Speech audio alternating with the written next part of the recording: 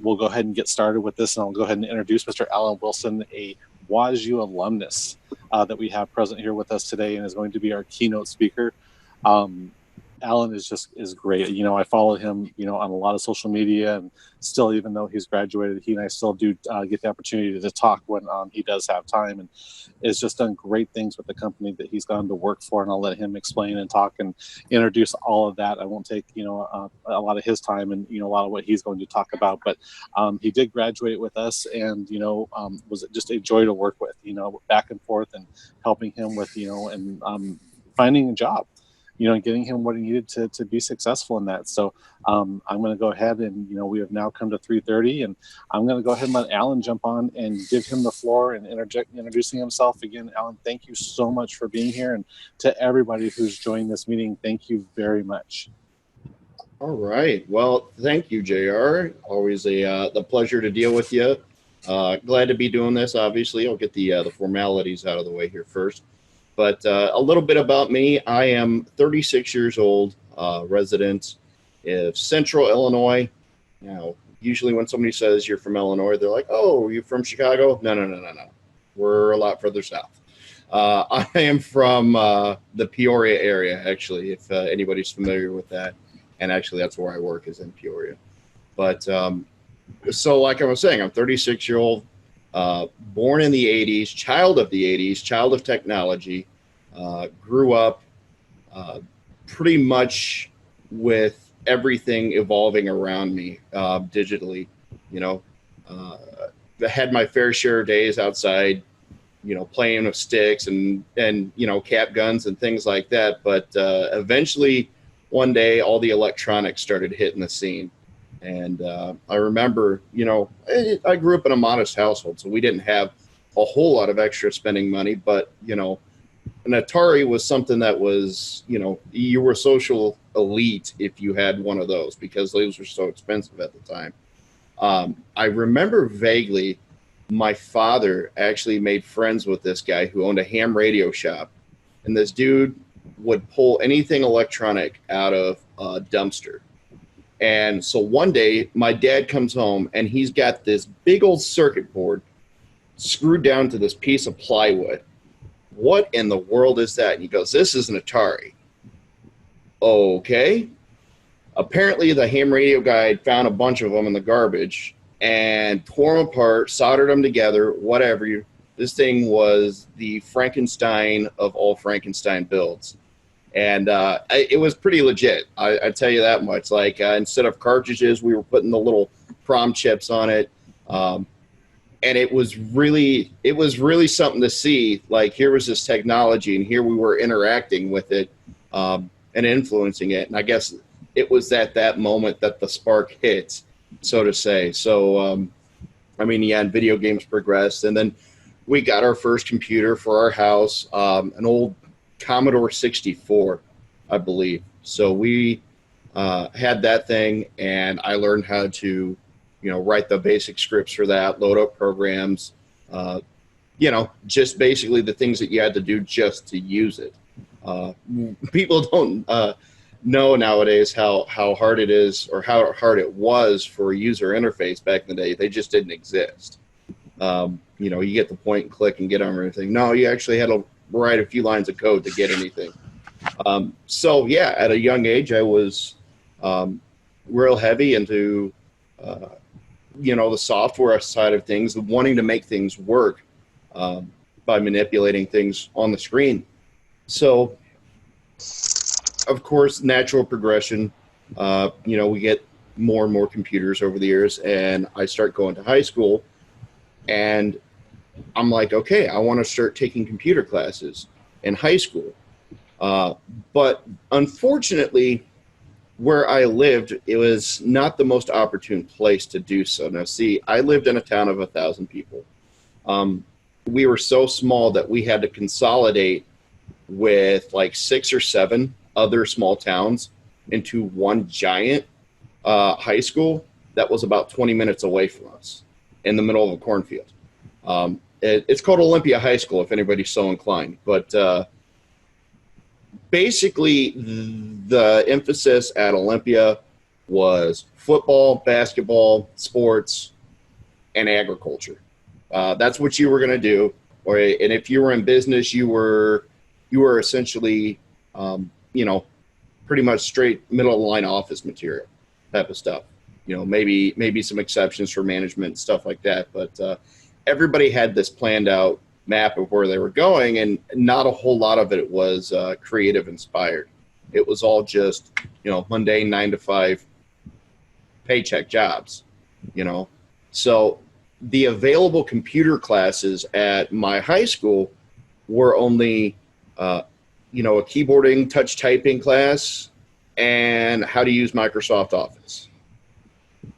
That was a bit discouraging to me because of the fact that, hey, I've been using this stuff on my own for a while, so I don't need any training on that. But unfortunately, you couldn't get into any of the higher classes or get the chance to go to an AP class or somewhere off site for like a half semester or something like that, unless you had all these prerequisites done. So that kind of gives to show you a little bit of the motivation that I had behind these things, is the fact that I always thought of things as who wants to learn touch typing for beginners when you're really wanting to learn coding?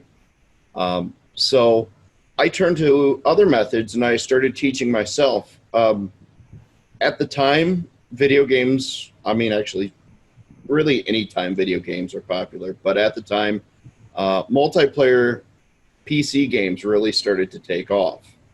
And I remember that one of my favorite things to do was to kind of hack some of these games, like the old Doom WADs, or what was the one it was Jedi Knight, I believe. It was a Star Wars game.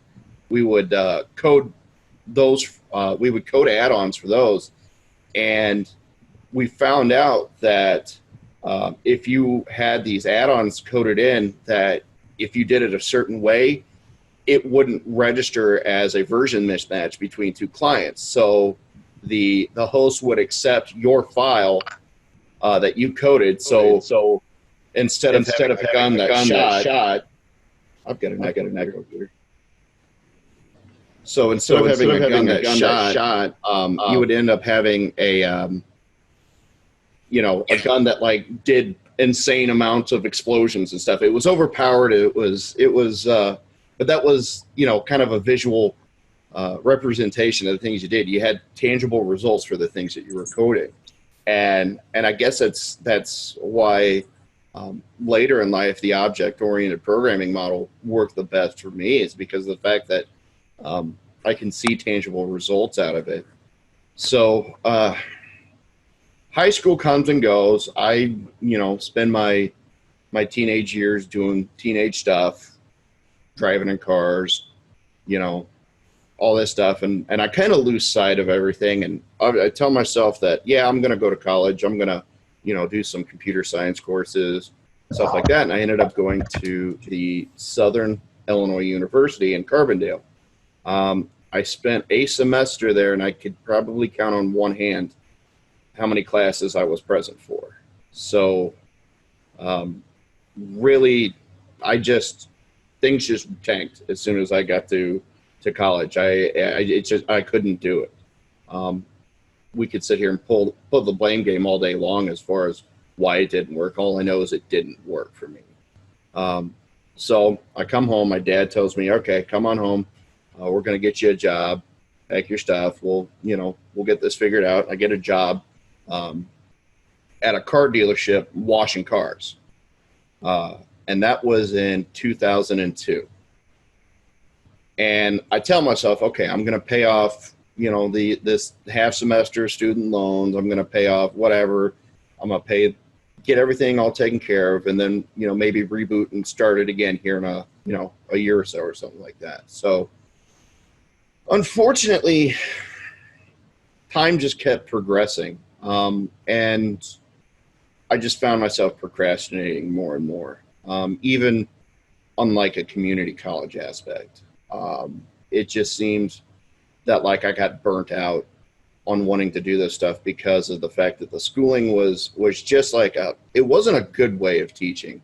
I believe the classes that I did sit in, this is going to sound really bad. The classes that I did sit in, a lot of the earlier stuff was like the stuff that you would see in the first, in the introduction to programming courses here at Woz, about problem solving that has nothing to do with computers, asking the rhetorical questions or the things that don't necessarily have a specific answer or something that you have to think deeply to define an answer. It was a lot of that stuff, and we hardly got into any programming, within the first month. And I'm like, wait a second here. Is this a computer science class or is this a psychology class? It really just didn't work for me. So anyways, I'm working at this car dealership, and one day the boss comes up to me and he says, how would you like to start changing oil for us? And I'm like, well, is it more money? And he says, yeah. So I'm like, okay, I'm going to do that. I go and start buying some tools. I start wrenching on some cars, and I'm like, okay, this is kind of cool. This is a paycheck, and it was the same thing. Years go by. Boss asked me again, hey, how would you like to start working on, actually maintenance on vehicles, doing hard work on that? I'm like, okay. So then I took part-time classes at a community college to get an ASE certification and to get certified locally. But those are all focus-driven courses. You go in the first day and the instructor starts talking about, hey, let's start rebuilding an engine. It wasn't like, this concept stuff before that. So it was more direct. I found that teaching method a lot better. But the problem is it's not necessarily what I wanted to do. Yeah, I like cars. And at that point in my life, I had, a Trans Am and was, gearhead, hanging out by the river and, doing illegal burnouts and things like that, being young and wild and crazy. Eventually, though, I'd settled down and found, a potential spouse, and we ended up getting engaged, got married, and ended up having a kid. So at that point, I'm like, okay, I really need to start thinking for the long term. Well, my wife at the time was also going through nursing school. So she ended up, I ended up having to work extra double shifts and stuff like that so she could go to her nursing school's classes at nighttime and then still work during the day because somebody had to stay home with the kid. So I would be doing that. She'd be doing that. We'd have my grandmother or my mother watching, the kid and all the spare time. And it was really trying times. And then in the middle of all of it, things just went south in my relationship. So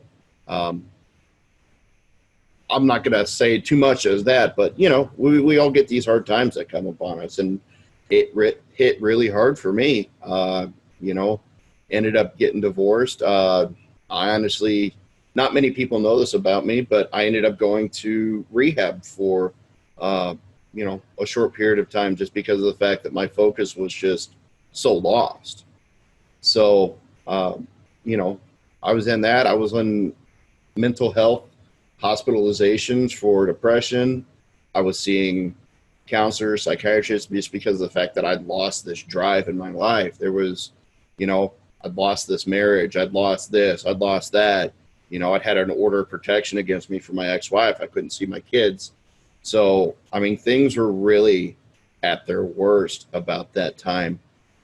And then, I'm not going to sit here and cheese it about this, but I found my current wife about that time, and she really came into the scene, and it didn't take her long to realize that computer programming is what I wanted to do, because at the time she worked for a company that did web hosting services, real basic CMS work. And so she really went out of her way to kind of encourage me to get back into school. But we always had that lingering question as to, well, how does that work? Or how do I get back in here? I'm in my 30s now. Like, what do we do? And stuff like that. So one day, her boss tells me to check out this place online because he says there's all these different coding boot camps online. And I'm like, okay, things have, obviously changed. I thought, an online school is like your University of Phoenix or whatever, where you're taking an actual full semester online in addition to what you're doing. So I guess I was kind of scared about things. And he told me about this specific program here at Woz. He says, I've dealt with somebody who's graduated with them before. And his exact words was, he knows his shit. So I'm like, okay. Well, so I'm talking to this guy who owns his own web hosting company. And he's telling me that people that come out of here are, know their stuff. So I'm like, okay, I'll try it. I called him up. I talked to the recruiters and stuff like that. And the guy I was talking with could tell that I was just really apprehensive. And I guess not apprehensive, but just nervous about pulling the trigger. So he asked me, he goes, what's holding you back? What is holding you back? And I had this little moment where I'm sitting there in my car on my cell phone talking to this recruiter, and I'm like, you know what? It's time to start making a difference here. So I got in and started doing all the classes and stuff. I won't say that it went perfect in the first couple of weeks or months. I struggled at some things, and then I started getting the hang of it.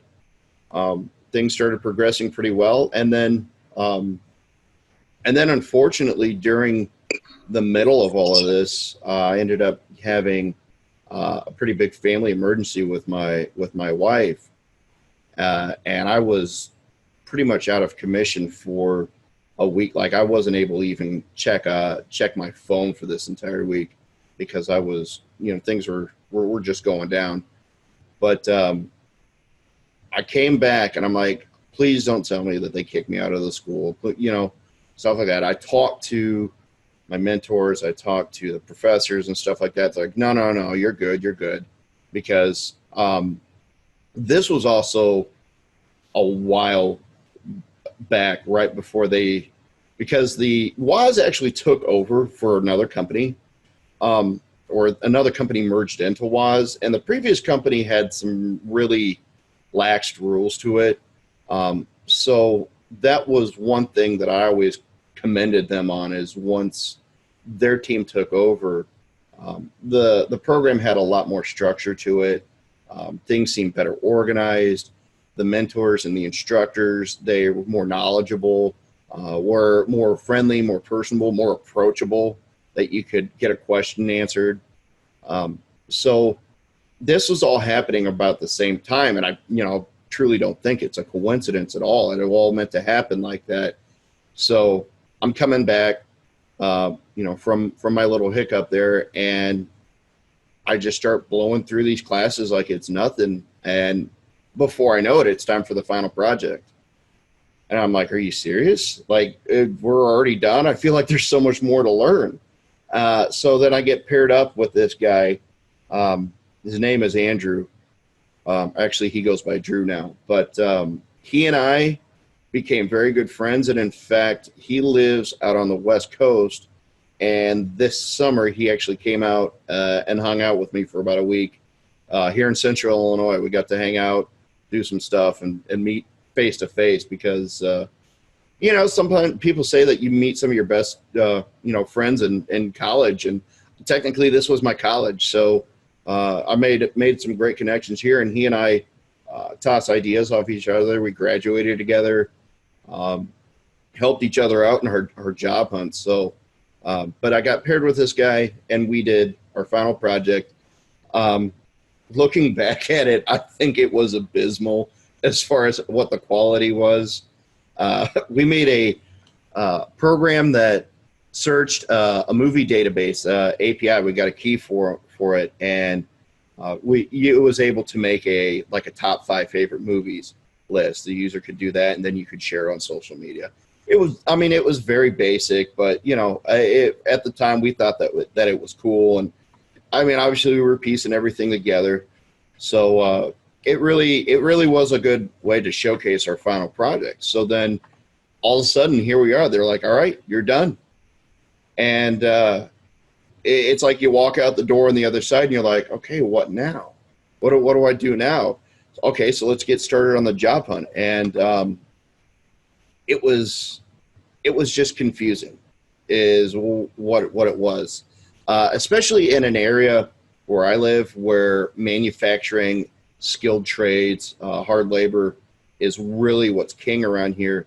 Most of the business and development positions around here are all support positions for these bigger companies that deal in skilled trades. So you're really you're not the forefront of what people want for a worker.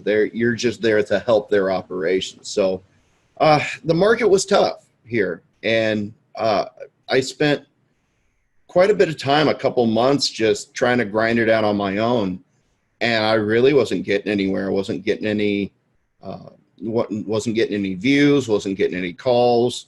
I was getting letters back, little Dear John letters saying, yeah, but okay. So finally, this was about the time that I'm gonna put him on the spot here right now. This was about the time that JR started coming in and taking over in the career services team. And all of a sudden one day, I just popped in the chat on Slack, and then I'm like, who do I need to talk to at career services? Boom. He instant messaged me, and it was the start of something great. He didn't tell me exactly what I needed to do. He told me what the best practices are, what some suggestions were. He mulled over my resume. He gave me some ideas to make it better.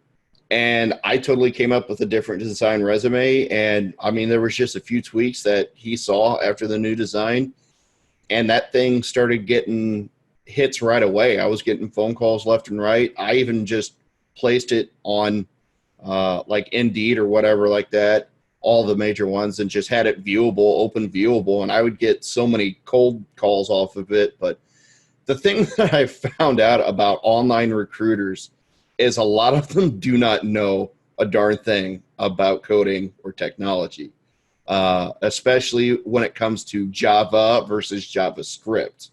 So you would be getting a lot of people who would be calling me for Java positions, not realizing that there was a very considerable difference there. So I spent a lot of time educating these people on it, and it's like, oh my gosh. And I'm like, really? You're making the big bucks, and I'm not here. So finally, I was told to explore like alternative places and get myself involved with the community. That's one of the words that JR told me to do. And he mentioned like meetup.com. And I'm like, yeah, I'm a member of Meetup, but I don't think there's any groups there other than like Dungeons and Dragons guys or singles groups or something like that. I didn't really take it seriously. And then I hopped in there, and I found not only that there were groups available that were right up my alley, but there was multiples of them that met at different times of the month. So there was a JavaScript one, there was a web professionals one, there was a WordPress one. I want to say we even just got a Drupal one started. And then there was also one that just started here very, very recently. It was called Data Junkies, and actually they're working on building the open data portal for the city of Peoria. So there was a lot of opportunities to get involved, and I just started going to these meetings, and I walked in there and I felt like intimidated. Here are these guys that have been with companies for X amount of years, and I don't even have my foot in the door yet. And I'm the guy that's, sitting there just writing HTML or whatever. And these guys over here just doing these complex programs like it's nothing. And I'm like, it really was almost disheartening. But the thing is the group made me feel like I belonged there. they were very welcoming and, encouraged the fact that it doesn't matter what level you're at, just as long as you have that strive, that will to learn more, to better yourself. And that's what's going to carry you far. And I'm like, okay, well, yeah, those are the words that everybody tells you. So part of the process of getting myself interview ready, or brushing up on my resume, getting prepared for this job hunt, is I gave myself all these little coding challenges. You see online, you just Google, like the Amazon interview questions, or JavaScript interview questions, things like that. Maybe the Google ones or the Amazon ones might be a little extreme, but you can get a fair judgment out of what type of thinking a company is looking for based upon the questions they ask. So, and yeah, some of them are the cheesy, the little fizz buzz, or the, bubble sort, or things of that nature. It doesn't matter. Find a problem that somebody else wrote or something like that, and just code your way out of it.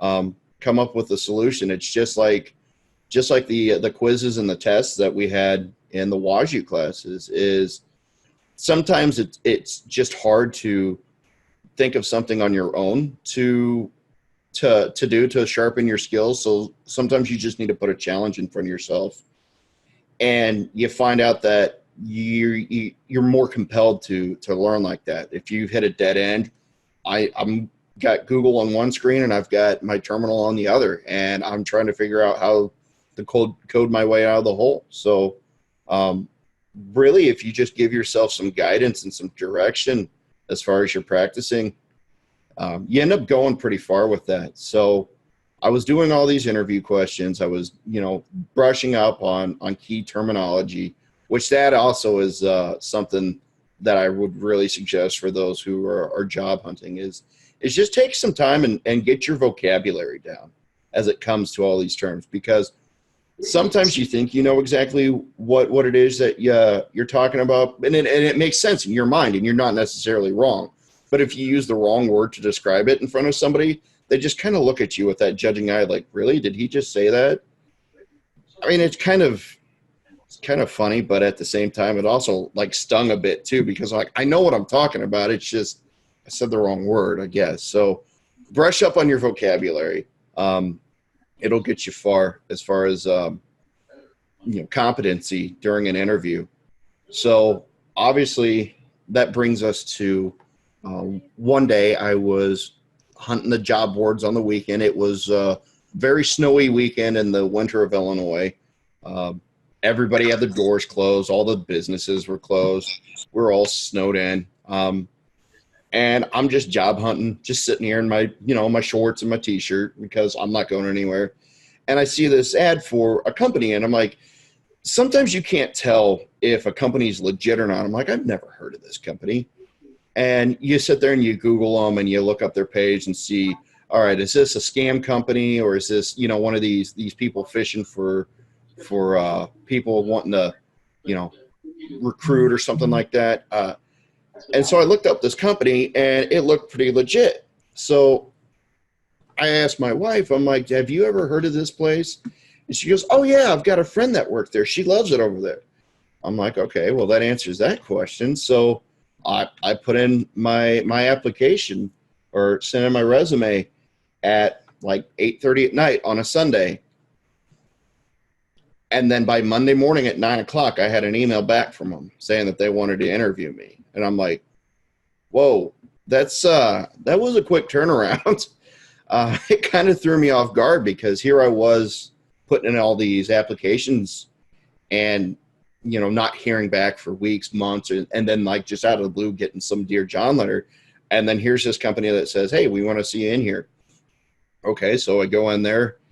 It was like -20 that day. And this company is located down on the river in Peoria. So I will never forget that interview process. In fact, I wrote about it like in a Hemingway-esque way in my blog, because I just remember all the details of it being so cold that day. So I walk in there, and I met with the senior developer and then one of the executive directors for the, what's her official title? She's the executive technology director is what her title is. And like, they didn't even really give me any coding problems. They just asked what my competency was.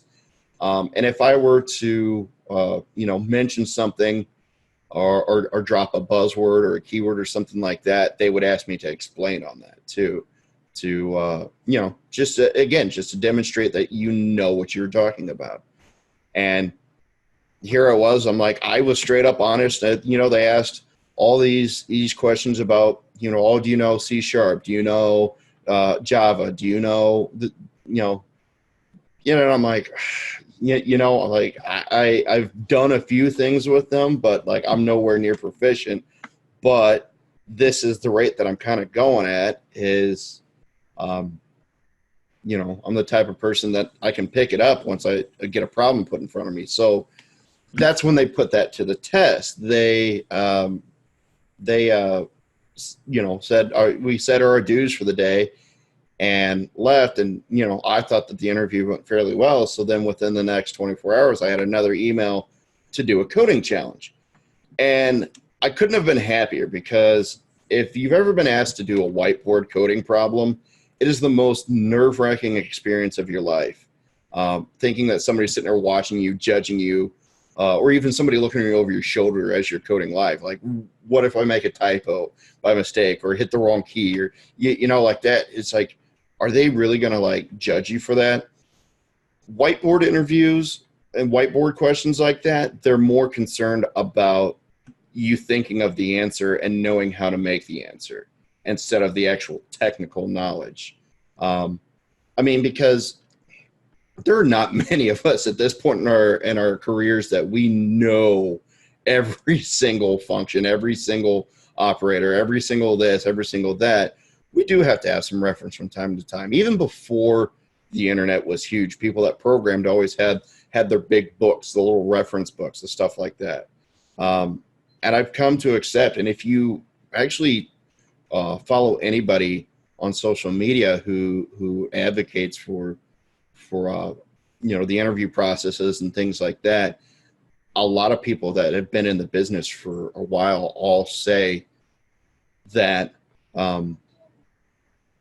it's okay to look things up, because they've been in the business for decades and they're still looking stuff up. So, all right, okay, that's cool. So they sent me this coding challenge, and honestly, it was something simple. It wasn't data intensive. It was really a layout and positioning type of thing. They gave me a mock-up of a design that they created and like a JPEG file. Like, this goes here, this goes here, this goes here, this goes here. They're like, you code it however you want in whatever language you want. Just tell us why. So, I'm looking at it, and for the sake of, time, I threw in some Bootstrap in the mix, and I was able to make this layout very quickly, and it was responsive, and I sent it off to them, and they're like, yeah, this looks great. And then they said something that was kind of weird. They're like, could you just edit this part here, this part here, this part here, this part here, and this part here? And I'm like, that confused me, because I was like, okay, if I did poorly on this thing, do you think that they wouldn't have said anything at all? So rest assured, people, that interviews and things like that, they're not always the most straightforward of things. So don't think that you've got this one-off experience or this bad experience. So I made the revisions that they asked, and I sent it back to them. Well, come to learn later, the place that I interviewed for, and they are an advertising marketing agency. So they have creative directors upon creative directors upon creative directors. And every single one of them likes to look at what you're doing and fine tune it. And that it's perfectly fine. They're the people with the vision. I can just make the stuff come on the screen, and I'm perfectly fine with that. In fact, that's what I struggled the most with, was coming up with some inspiring design for a website. So to have somebody else dictate and say, hey, you just do this. That's great. I don't have to try and think of some way to do it on my own. I just need to find a way to replicate it, which that's a lot easier. So, so I do that coding challenge, and then I get the third email that says, hey, or no, I'm sorry, that was the second email that says, hey, we want you to meet with 2 more of our executives. I'm like, oh, this is big. I'm like, okay, this is going to be the personality interview. And it was, what do you like to do in your spare time? How do you handle this? How do you handle that? What type of person are you? All those personality questions that dive deep into it, so they know that they're not hiring a serial killer, So, and it was one thing that it was actually pretty fortuitous. One of the other technology directors asked me, he goes, what's the last thing that you have made an effort to teach yourself outside of programming? Because I think I answered one of the questions earlier about the fact about that I'm very good at picking up something new and learning it in a hands-on way. So he kind of put that to the test, and he's like, all right, you said you can do this. What's the last thing you did like that? And honestly, I told him that I'd been learning a lot to do like grilling and smoking and cooking and stuff like that. I'm a guy in my 30s with a wife and kid. I got to learn how to throw down on the barbecue. So I've been teaching myself how to do that, and, charcoal grilling and smoking and stuff like that. And this dude just cocks his eyebrow at me, and he goes, we actually have a barbecue competition in late fall or late summer, early fall, right? And I'm like, oh, okay. So you're trying to say that I'm going to be the new competitor for that, So that was kind of cool. He was talking to me about that. And then about that time, we just started talking shop about gadgets and electronics. I had a Raspberry Pi that I was working with. Just talking about stuff, and it really sounded like it was going well because of the fact that he knew that I had a passion for the industry, and he knew that I had the knowledge. So then the next email was the one that says, hey, we got you to come in one last time. You're going to meet with the CEO of the company. I'm like, oh, that off the bat was intimidating. So I'm like, they've had me in there twice. And so I'm meeting with the CEO now. Wow. So I start Googling this stuff because I'd worked at that car dealership for 17 years. I had worked in doing some stuff in the office, doing clerical work for a while too. So like I hadn't applied to any other position in years, and I was definitely rusty in the interview game. I'm like, okay, so I'm meeting with the CEO. So I looked up, all the cheesy stuff about, what's the best etiquette, what's the best things to say, what's the best things to do. And actually they say that you should take, if you ever get the chance to meet with a CEO or owner or high-level executive or something like that, take that opportunity to do some research about the company beforehand and come in and ask some questions about it, because that shows that you're engaged with that company. It shows that you want to grow with that company, and that you're concerned for the company's well-being too. So I did a few things, and I came up with a few questions, and apparently they were the right ones. I couldn't even tell you off the bat what they were right now. I'd have to go digging in one of my my binders that I had the stuff wrote down on. But it wasn't really any mind-blowing stuff. It was just all normal conversation that you would ask somebody. But I think because of the fact that I presented myself in a very respectable way, and we had this nice conversation, that happened on a Friday, like later in the afternoon. So then I leave there, and I go home, and I tell my wife, I'm like, I know for a fact they're not going to message me on this Friday. They're going to make me sweat it out all weekend chewing my fingernails until Monday morning before they send me back. And that's exactly what happened. They sent me the job offer about Monday at 10 a.m. And I put in my 2 weeks at the car dealership. So we'll just kind of skip some of the transitional stuff because that's all boring, you know. But when I first started working on my first projects there, it was definitely a trial by fire.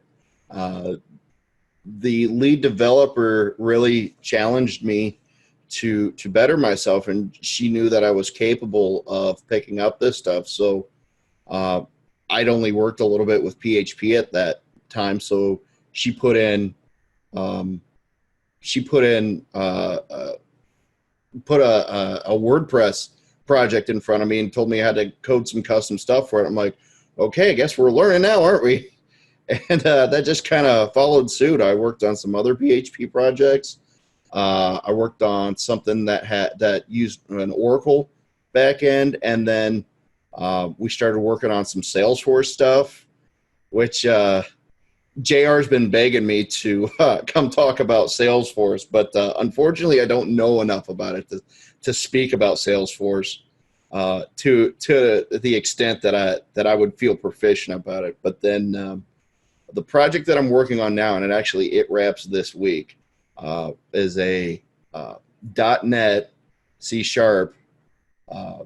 project that it uses Sitefinity, and the previous people who made this page coded the front end in Angular, and this thing was a mess. And in fact, it was kind of funny because through this project, I've decided what I want to kind of do with my coding knowledge later in life. And not many people actually know this, but I kind of want to start looking into developing my own CMS.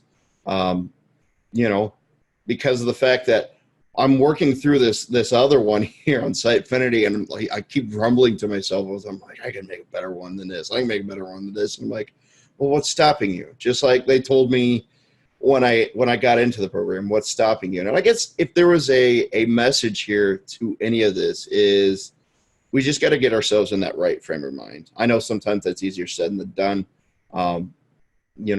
and trust me, times are tough for all of us. We're all hard. In fact, I've got something to show to all you. This is a scar on my arm here where I tried to commit suicide. It's definitely not a mark of honor or a mark of happiness, by the way. But I've been through some hard times, and now when I have people ask me about it, I definitely advocate to, do whatever's right for you to get in your right frame of mind, because once you're there, everything just starts working. If you go to your job and you're happy and you're content and things are going well for you, you're way more productive than the guy who's coming in here grumbling and throwing stuff or whatever.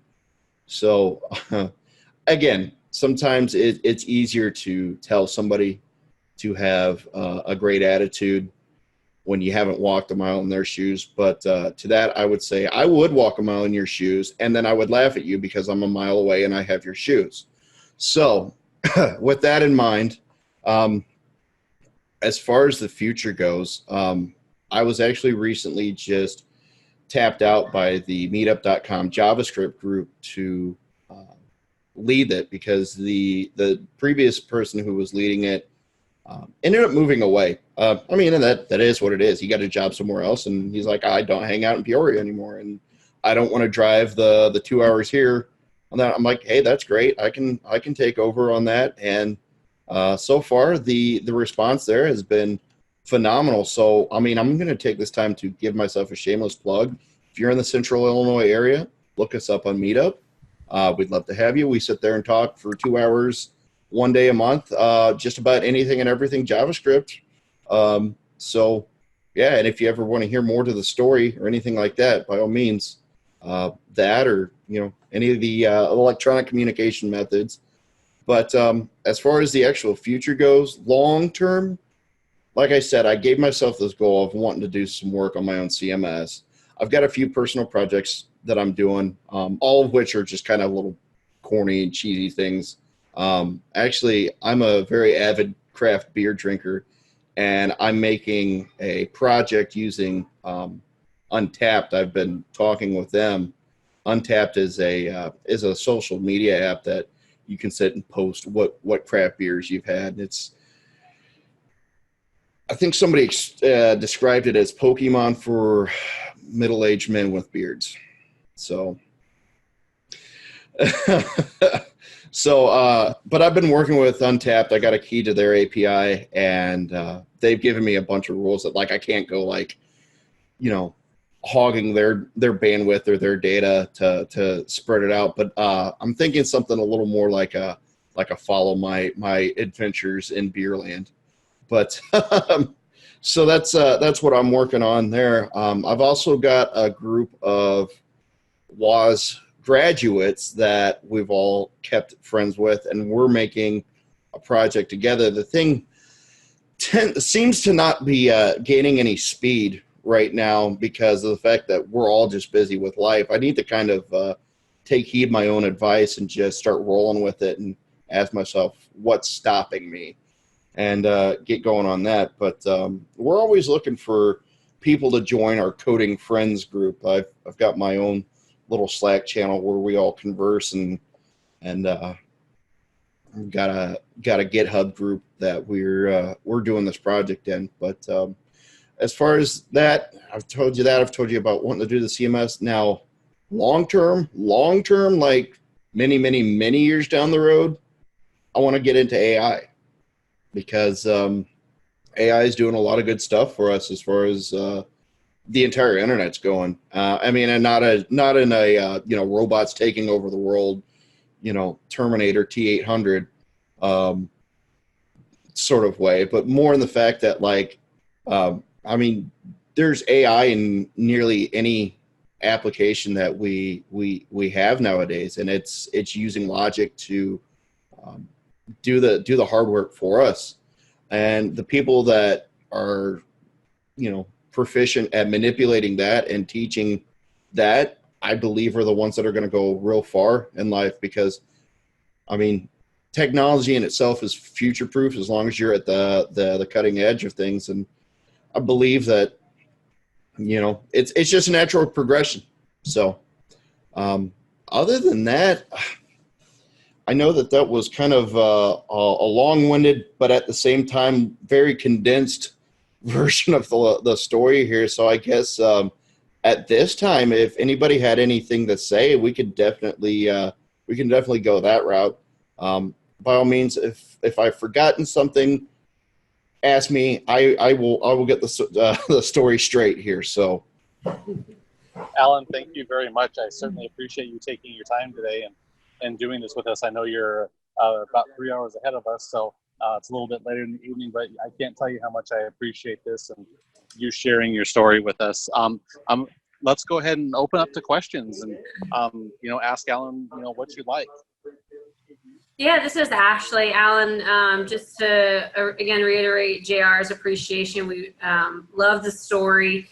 One thing that I just noticed in your story consistently is just your resource. You were very resourceful. I noticed this within your journey throughout your life. You never really sat back and was a spectator. You went after what you were looking for. You went in and sometimes when you're uncomfortable, you still continue to proceed. Like you said, when you went to the meetup groups, it's a little bit intimidating, but sometimes you have to be uncomfortable and put yourself in a situation so that you can get ahead. And clearly you've stated that and shown that throughout the time that you spent, in your journey, in your roles in school. So kind of just talk a little bit about that. And I know that there's probably other people out there that are shy or uncomfortable or don't want to step out of their comfort zone.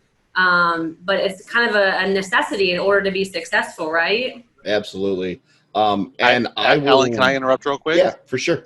Ashley, I want to thank you so much for bringing that up because of the fact that there is a person in the group today that I had this conversation with. So, Alan, please. All right. So I was that person. Very timid, very afraid of confrontations. In fact, say like this situation here, I would probably be in the back dry heaving because I'd have myself so worked up. Eventually, when I was at the dealership, they had me for a brief period of time working at the front counter in the service area. So I was fielding phone calls and talking to customers. And I tell you, customer service is an industry that you will never, ever, ever have an appreciation for until you've actually done it. And with that being said, if you were to call up a car dealership at the service department, chances are that you're not going to be the friendliest person because your car is probably broke down. So a lot of verbal abuse came to me over the phone, and it terrified me. So much so that my previous employer actually paid to get me into some Dale Carnegie courses.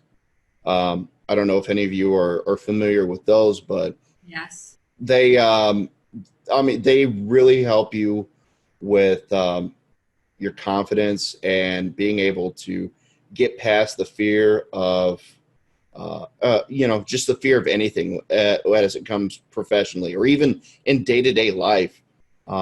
If you can, like, their books are available everywhere that you can get books. They're worth a read, all the Dale Carnegie books, even if you don't want to fork out the money to go through any of their courses.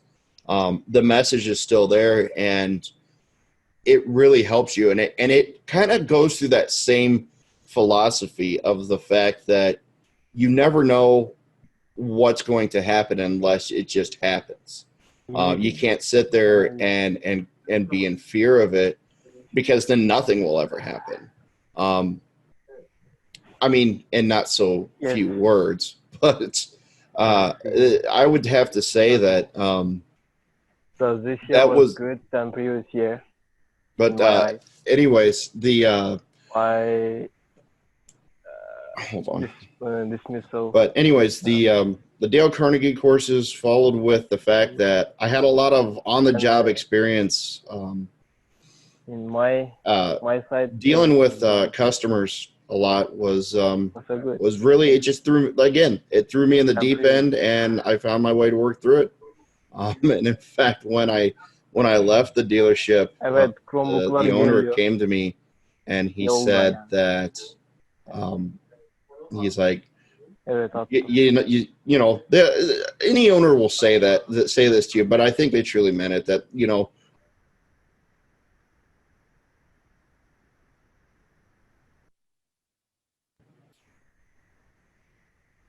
okay. Am I back? Yes, sir. Okay. Sorry. But there is no easy way to teach somebody how to overcome other than the fact of just going through it. And I know that sounds scary to people who fear that, because I've been there. And next thing you know, you've passed it. And you can't even remember how you got past it, but you just have. And so, there'll be days where I'll have butterflies in my stomach, and I take Prozac every day from the doctor. I still get the anxiety, I do, but do whatever you can to put yourself in a better place, physically and mentally, to handle the challenges, and then the challenges themselves will give you the training you need to get through it. Yeah. And you know what? I think nobody can truly grow unless they step out of their comfort zone. Oh yeah. Nobody knows what getting hit in the face feels like until they get hit in the face. Yeah. So thanks for that. Of course, I have a million other questions, but I'm going to keep my mouth shut, and let the important people ask the questions. For sure. Hello. Hey. Hey, how you doing? Not too bad. So yeah, just a quick question. So having been through the program, I'm kind of, I would say, at the halfway point. So I've learned React, I've learned Java. At what point did you say you felt comfortable with coding, where you can go out and work for somebody else and not worry about kind of, do I know this? Do I know that? Is it still something that you're dealing with? Kind of what's going on with that? Okay, so I'm going to give you the answer that everybody says, which is I'm however many months into my position and I still don't feel like I'm good at it. And in fact, the developer, the senior developer, they're been doing this stuff for 10 years, and she's like, she got something working the other day, and she's like, hey, I actually do know something, because everybody doubts themselves a lot, because if you think about it, there are so many let's see, how do I put? There are so many wrong ways to make the light bulb work, so to say, with the Thomas Edison thing. But just a handful of right ways to make something work. So you can't take all the negatives as negatives. You got to just take them as the learning experiences. Yeah, imposter syndrome. That's exactly right. I had that word branded in my mind for the longest time. Especially after I graduated. But in those first 3 months when I wasn't getting anything from the job interview process or stuff like that, it is 100% a normal feeling to have, and something that there are a ton of materials online that you can relate with, that you can watch. There are some great guys on YouTube who do little coding challenges, and they've all done videos about imposter syndrome, and just getting over the fact that you can't think about what you don't know, as much as you do know some stuff, and you are solving problems. It may not look like it, and you may not think that like a few lines of code, 3 lines of code is a huge problem to solve, but to some people it is. So you have to keep thinking positively. I have a question. How, going through the program, do you find yourself using a lot of the frameworks that you learned, the programming language, the database, or in your job, do you kind of have to know a little bit of everything? Is it good to be versed in all that you can, or to kind of specialize in one direct line of everything? Well, I'm going to say the short answer is be versed in everything, because of the fact that there are so many different types of companies out there, and each one has a different mindset. An older, well-established company with lots and lots and lots and lots of employees might be working off of some legacy system, some old PHP with old SQL on it. So it might, it's always gonna. I tell people, they're like, oh yeah, all these new different types of non-relational databases and these Mongos and these GraphQLs and stuff like that are coming out. I'm like, guess what? These people that have these established systems out there, they are not going to pay to upgrade all their stuff to something new at this point in time. They're going to work it until it gets broken and it no longer works anymore. But that's good for people like us, because they hire people like us to transition it to the new stuff.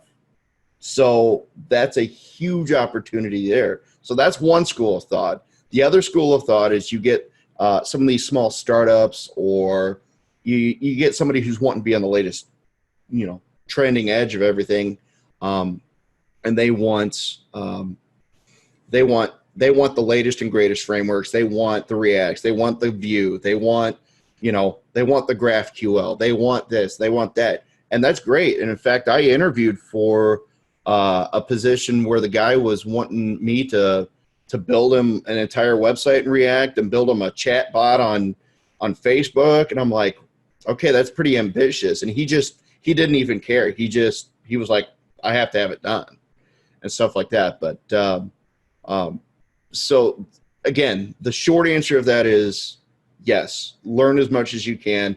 There's nothing in this world that I would consider irrelevant at this time. Some people might call it dated, but you'll find out that a lot of the world still runs on some of the older stuff.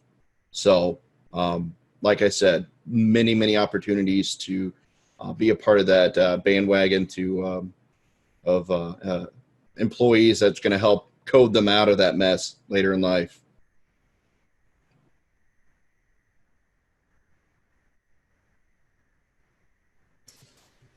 Good questions. Any more questions for Alan? Yeah. So you mentioned that JR had given you a couple of resume tips that ended up making your resume like explode on Indeed or these other websites, that recruitment websites. What might those tips have been? Well, I came up with the design on my own. The thing that it was is I had, this old boring paper, black and white resume. And I thought that that's what everybody wanted around here. And I suppose it probably would be for the corporations or the people who are looking for, just somebody to fill a seat. But like the one that I made, he threw me just a couple of examples of some of the ones that other students were doing at the time, in which they had their permission to do so. In fact, they posted those same resumes up in the job channel too, because we at that time, I don't know, I haven't been in the Slack channel for a couple weeks now, but everybody would always critique each other's resumes and say, hey, you misspelled this or this and that. We're all doing this as a group and making a team effort out of it. We're all getting each other jobs.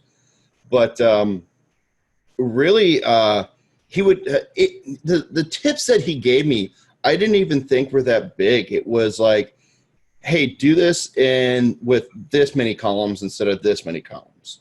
Or just bump this font size down ever so slightly, or can we change the font period, to this, or, like just little tiny things. And it wasn't like, oh yeah, you need to follow this layout here and this example here or this example here. It was the thing that he took that I took away the most from that is he made sure that I came up with most of it myself.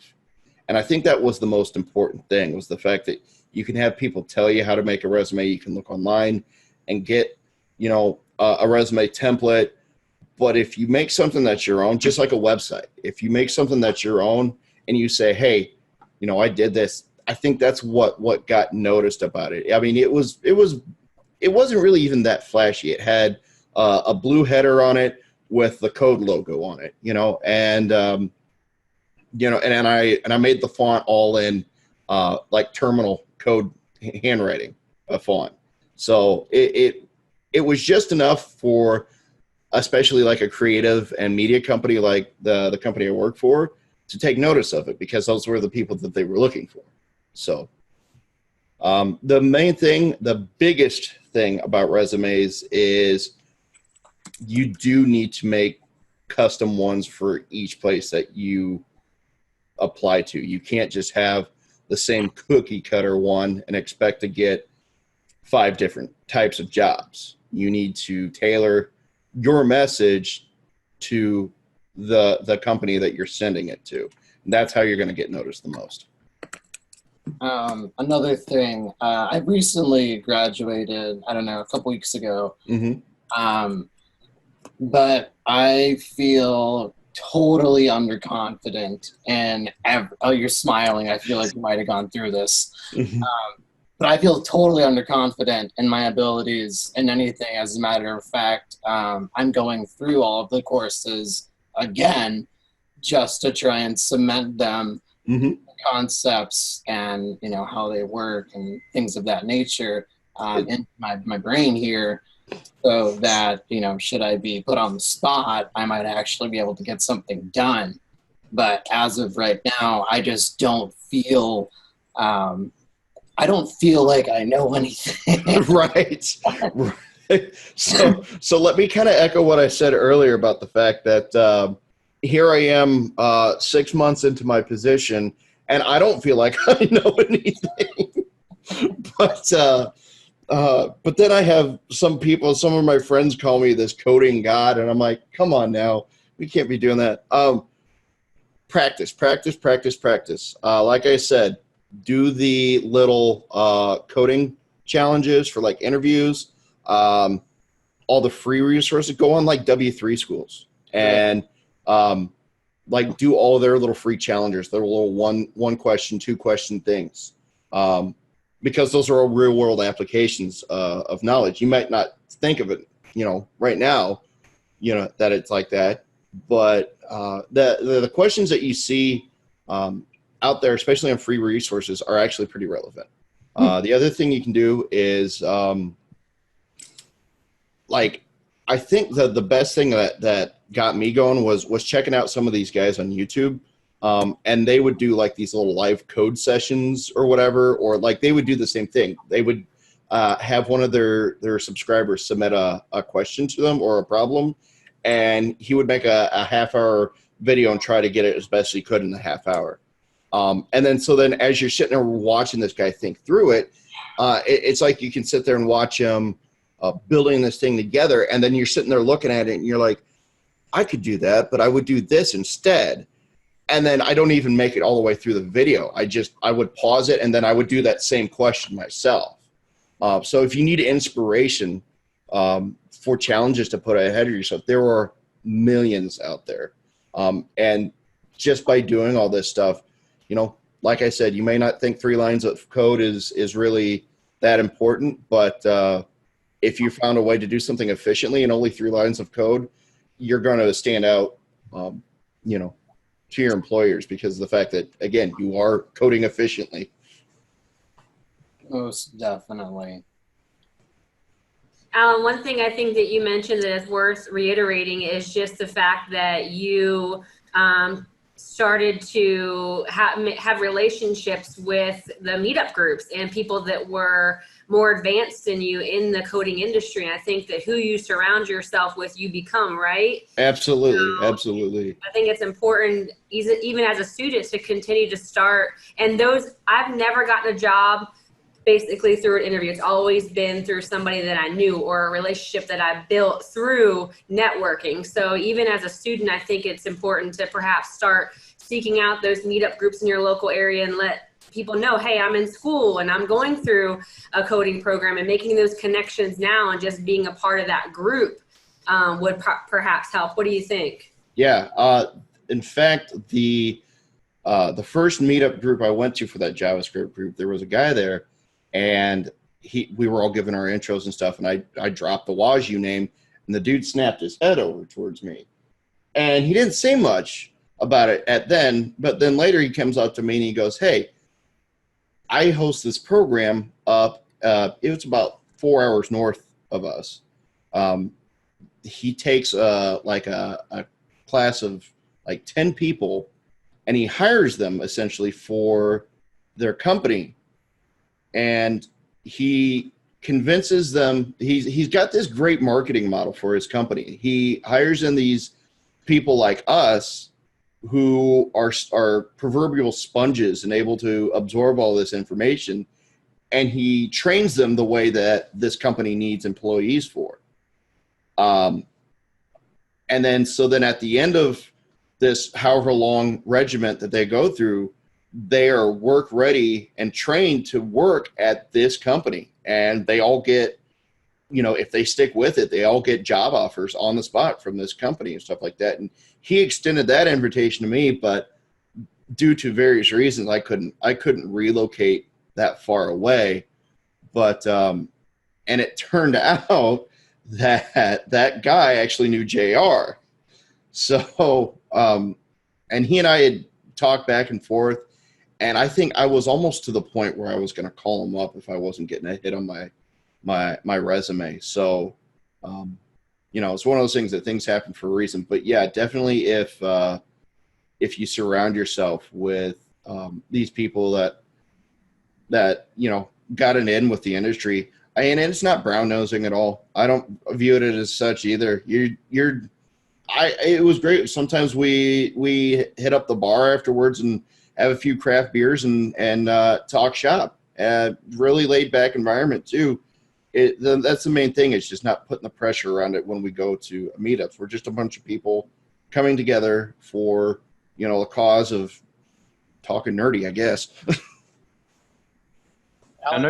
Alan, you had mentioned about always learning and not knowing everything you feel to know, and you touched on that a bit. Would you think that just keeping your mind open and continuously learning is a great benefit? Oh yeah, you got to keep your mind sharp.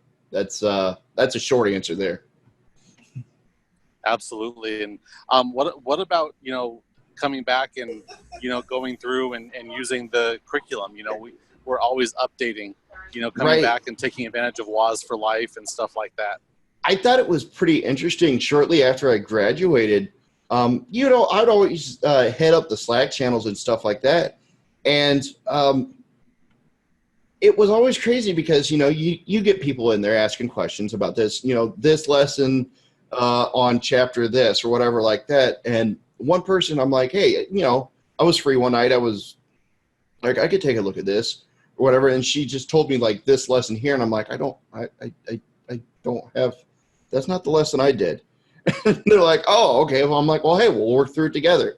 So, and that's cool too, because of that would go for Jared as well. If he's graduated and they're updating the courses and stuff like that, that's perfect practice to go back through and do some of those, some of the new problems too. Yeah. And as I don't know, fate may have it, there's this one individual who I don't personally know, but he was having problems, and he posted on the Slack channel, and I helped him out. And ever since then, when he has a problem, he'll come to me with like the problem. And it's like, oh, that's kind of interesting. Like, I didn't think this person would continually come back to me for these problems. And in a way, it forces me to go back. I have to go back and find the information, and it's really hard to explain. First of all, it's really fulfilling that I'm helping somebody else. Yeah. But by helping them, it helps me, because if I can teach it, then I must know it. You know what I mean? That is actually one point that I forgot to say. That was one of the models that they taught at Dale Carnegie too, was the best way to be proficient at what you're doing is to like almost pretend that you're teaching it to like some invisible person next to you. So then when those things do happen, and yes, I've had quite a few people flag me down in Slack too when I was an active participant there. And in fact, I need to get back in that, because of the fact that those are some good times, because I met a lot of cool people that way and still keep in touch with them. But yeah, it was the same thing. I had a guy, oh man, when we were in the middle of React and your mind is literally turning into mush the first time that you learn React. That's the part that, like, after you got past that hump and you saw somebody else there, you almost like you immediately wanted to turn around and like grab them and help them, because of the fact it's like, oh man, if you just had that helping hand, which I mean, there's plenty of them available, but nobody really cares to like think about just asking for that help sometimes. That's a hard hill to get over too, is being able to ask for that help. So I guess that's another message too to anybody who's still in the program. Don't be afraid to ask, because of the fact that it is not easy. It is not easy. I'm not going to sit here and sugarcoat it and say that it is, but if you find connections and you find people that can help you out and you work a problem together, that's a trait that's going to go far.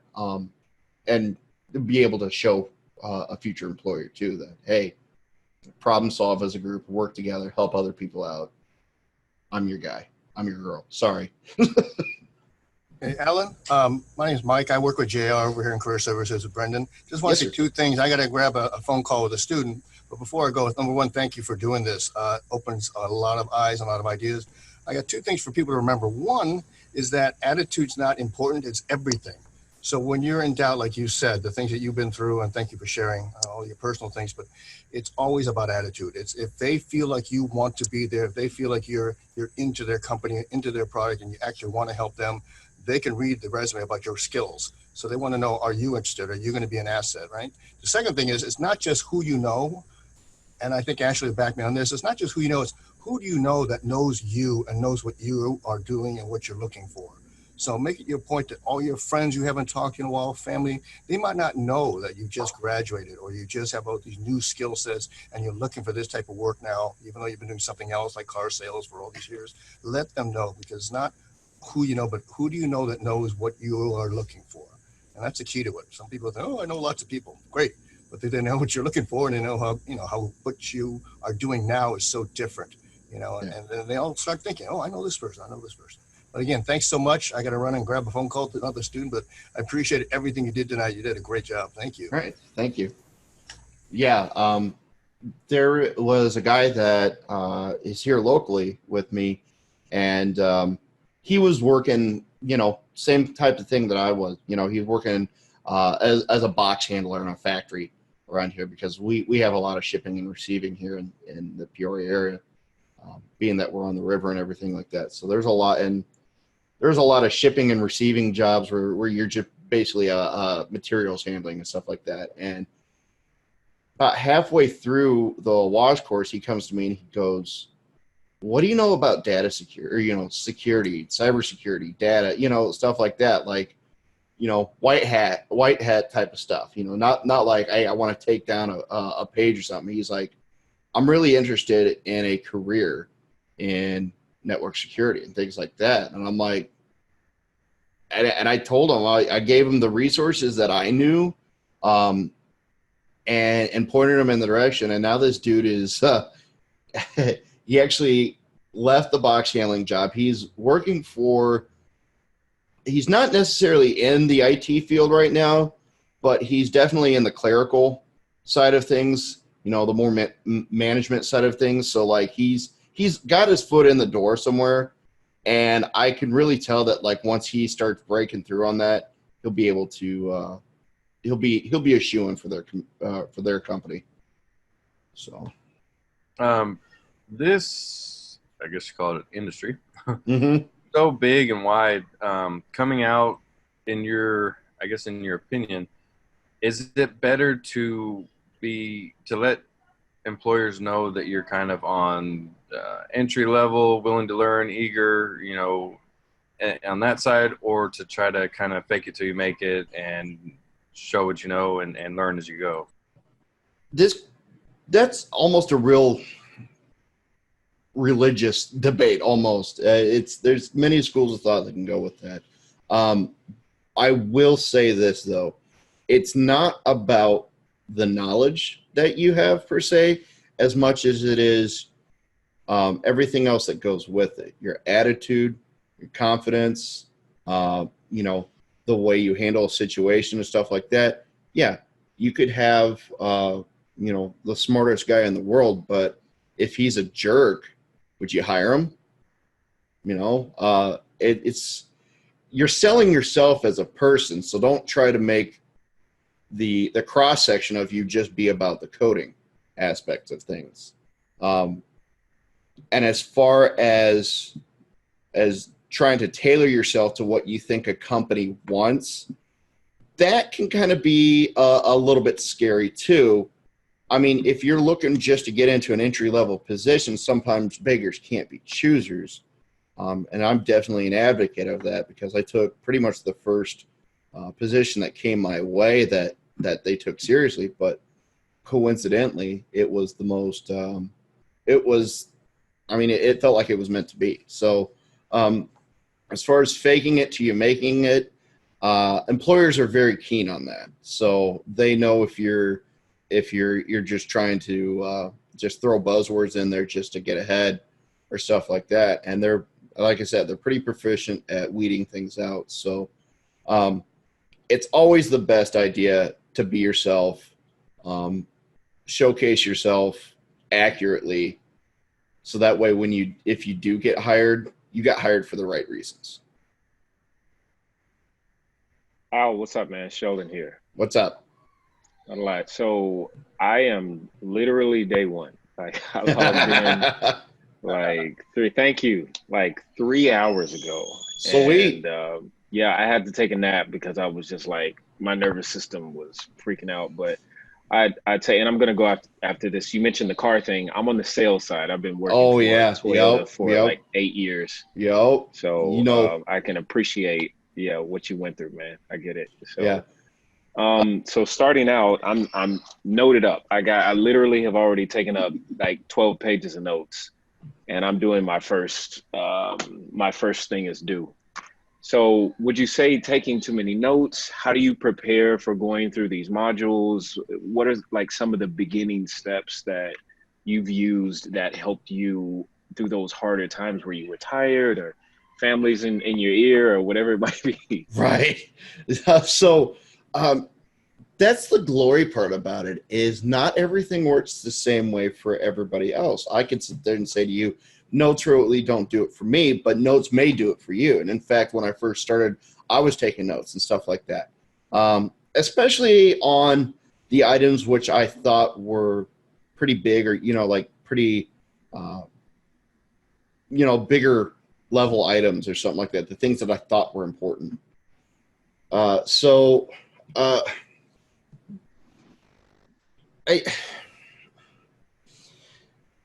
You have to find what works for you. I mean, it's one of those easier said than done sort of things. So if you were to look at my Chrome browser, I have an insane amount of bookmarks that I have just filtered by categories.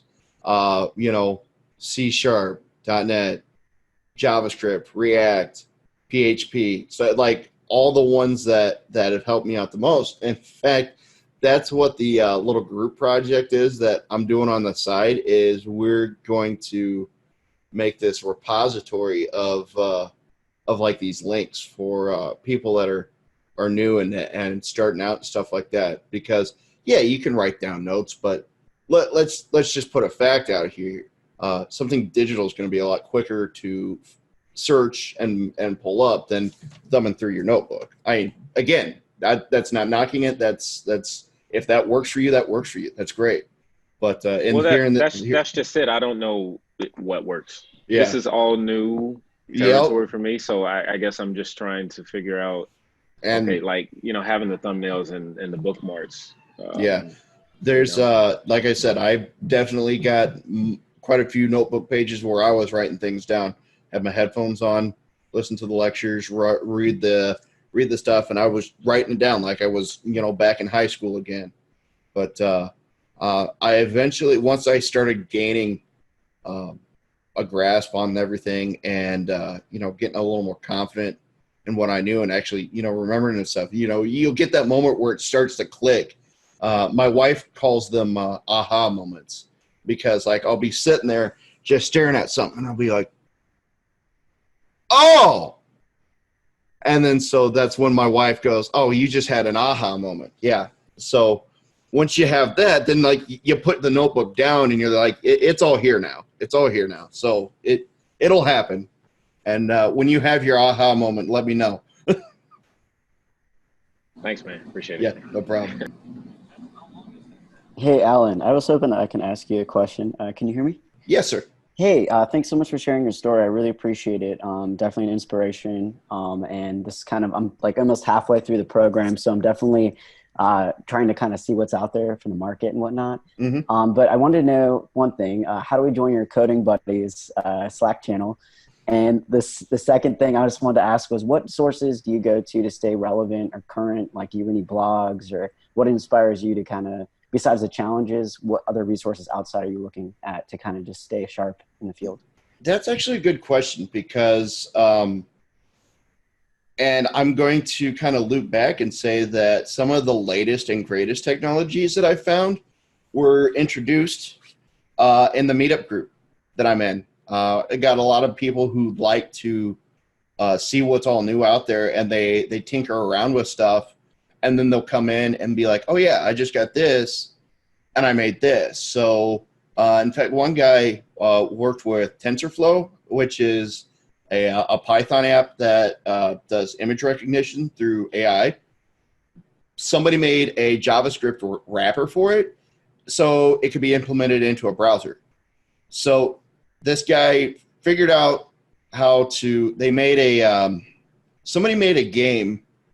Like it was one of them little Google widgets, and it was Pac-Man, but it was in like the Google logo and stuff like that. This guy figured out how to make a controller input for that game that would recognize him pointing up, down, left, or right.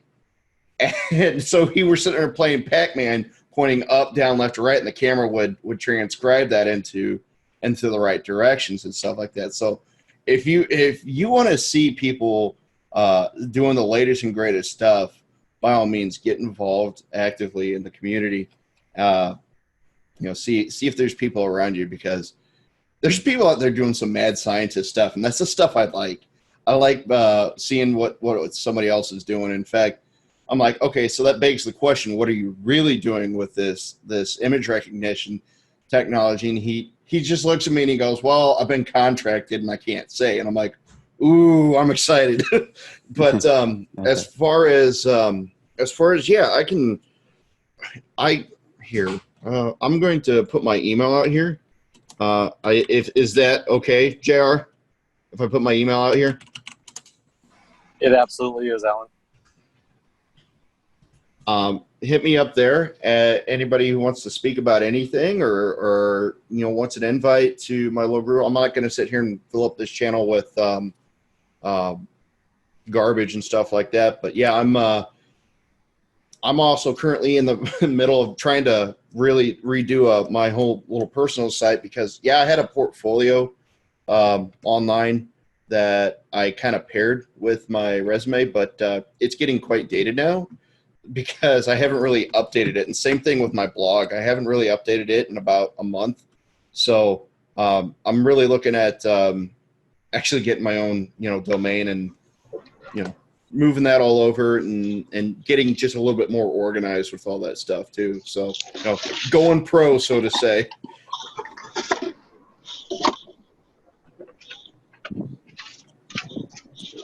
Does anybody have any other questions?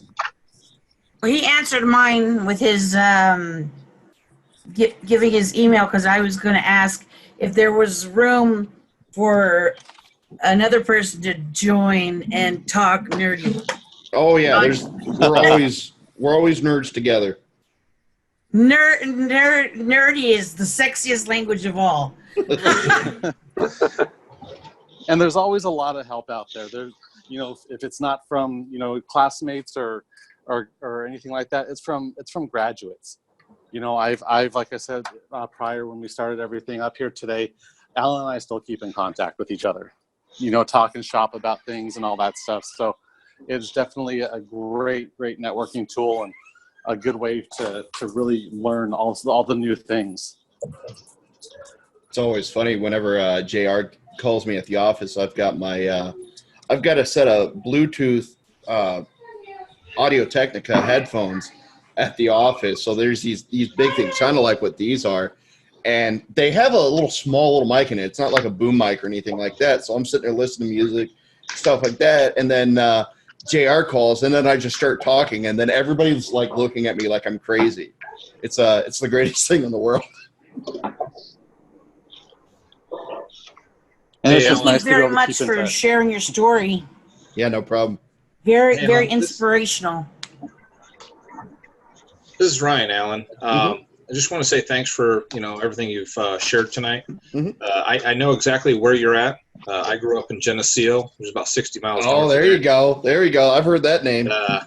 My older kids lived in Peoria for a while with their mother, so I know all about that Midwest and the manufacturing and all that. So yeah, lack of excitement is the term for it. Yeah, very true. I just had a quick question. I'm getting on like back-end foundations with C#.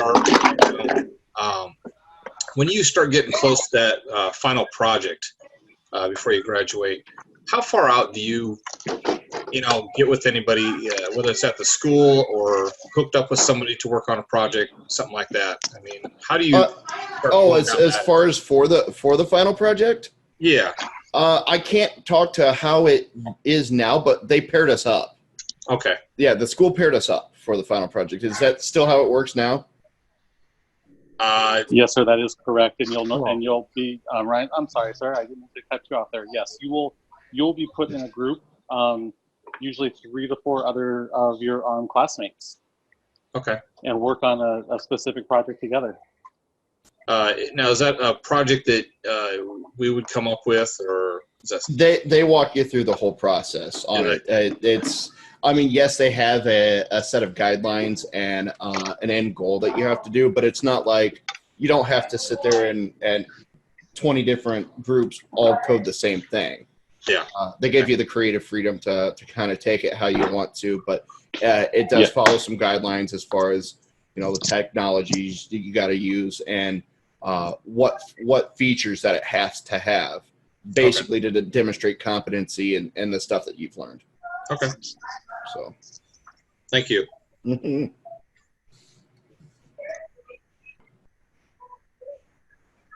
And anybody else have questions?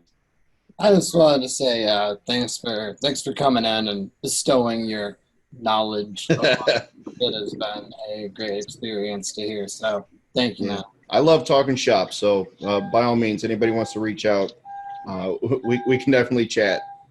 Appreciate it. Yeah, I will definitely say that it's very, very interesting when I get the opportunity to reach out and talk to Alan. Sheldon, sorry I cut you off there, my friend. No problem. I'm just saying thank you.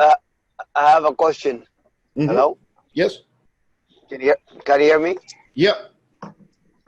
Okay, yeah, I have a question. My question is, I think you mentioned most of the necessary topics, but how do you figure out or like to know that like some company, maybe we took some courses like we know like Angular and some major frameworks, but if this company is same, how do I know that, or we know that whether they use Angular or other frameworks for their job? You can really get a good idea about that from the job posting. A lot of the job postings will be very specific about what type of candidate they're looking for and what languages that they're looking for.